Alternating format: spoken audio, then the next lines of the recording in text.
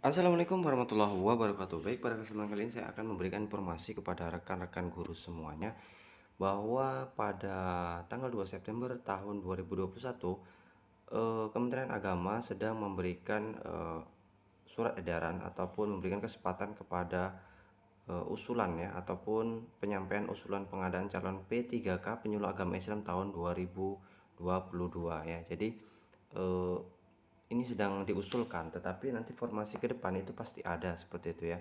Jadi di sini adalah ketika kita harus mendaftar tersebut ada kualifikasi yang harus memang diisi seperti itu ya. Di sini pun ada yang harus diisi yaitu tentang struktur ya penyuluh agama Islam di provinsi seperti itu ya.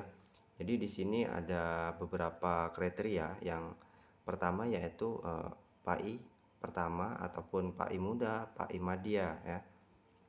Setelah itu ada usul kebutuhan P3K-nya yaitu PAI pertama, PAI muda, PAI madya ya. Setelah itu di sini ada pun tentang usulan pengadaan P3K penyuluh agama Islam. Jadi di sini ada yang diminta nama jabatan adalah ahli pertama penyuluh agama Islam. Jadi di sini ada pun kualifikasi atau pendidikan yang harus Bapak Ibu miliki. Yang pertama adalah sarjana keagamaan ya, baik dalam satu rumpun bahasa dan sastra Arab, sejarah dan peradaban Islam, terjemah bahasa Arab, ilmu Al-Quran, ilmu hadis, ilmu tasawuf, hukum ekonomi syariah, hukum keluarga, ataupun perbandingan mazhab, bimbingan penyuluh Islam, manajemen dakwah, pengembangan masyarakat Islam, komunikasi dan penyiaran Islam, dirasat Islamiyah.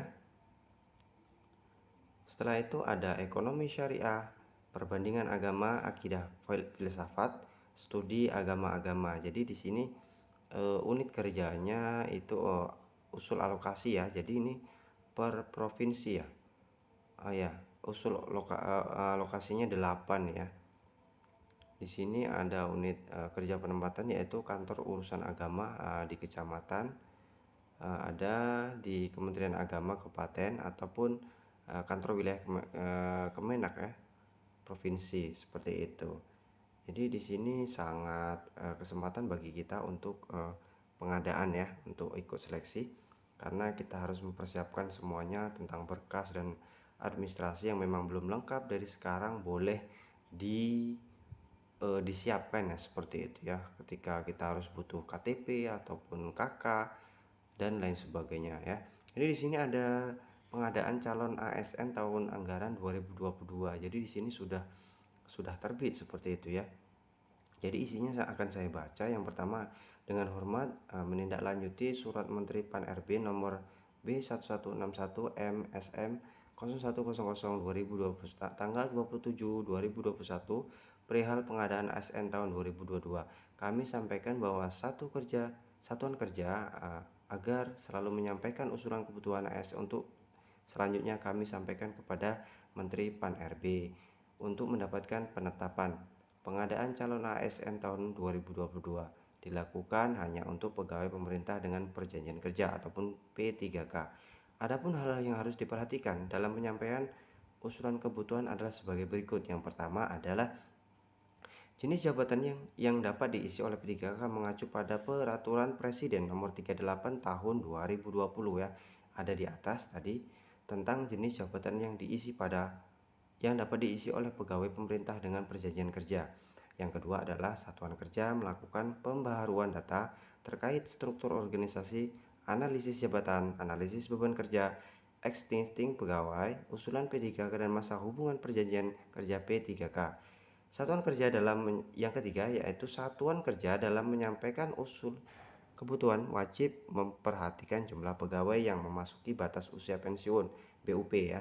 Jadi ketika memang ada usulan itu harus dilihat, ketika harus banyak yang pensiun maka ada peluang seperti itu ya. Jumlah penetapan kebutuhan tahun 2021 maupun keuangan dan fisikal untuk belanja pegawai. Usulan kebutuhan yang telah diinput dalam sistem aplikasi e-formasi agar dicetak dan dilengkapi dengan surat kesanggupan, ketersediaan anggaran pembelanjaan gaji dan tunjangan, Selanjutnya, dokumen tersebut secara resmi disampaikan kepada Sekretaris Jenderal Kementerian Agama. Apabila saudara tidak menyampaikan usulan sampai dengan tanggal 7 September 2021, kami nyatakan saudara tidak melaksanakan pengadaan calon AS tahun 2022.